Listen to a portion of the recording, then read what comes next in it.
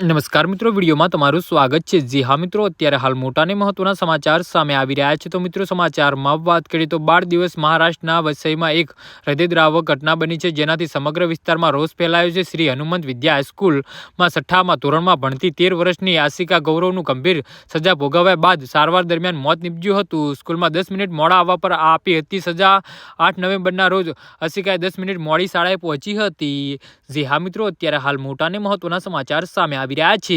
શિક્ષકે તેને અન્ય ઘણા વિદ્યાર્થીઓને વર્ગખંડમાંથી બહાર કાઢ્યા અને ઉઠક બેઠકની સજા આપી હતી। કોઈ વિદ્યાર્થીઓને 10 અને કોઈને 20 ઉઠ બેઠકની સજા આપી હતી, પરંતુ ડરના કારણે આશિકાએ 100 ઉઠ બેઠક કરી હતી। ત્યારબાદ સજા પછીના દિવસે આશિકાની તબિયત બગડવા લાગી હતી અને તેને પગમાં અને પીઠમાં દુખાવાના કારણે વસઈની પશ્ચિમી આસ્થા હોસ્પિટલમાં દાખલ કરવામાં આવી હતી, પરંતુ તેની હાલત વધુ ખરાબ હોવાથી તેને મુંબઈ રેફર કરવામાં આવી હતી, પરંતુ તેનું મૃત્યુ થયું હતું। પરિવારનો ગુસ્સો તે શિક્ષક પર છે, જેણે છોકરીને સજા આપી હતી।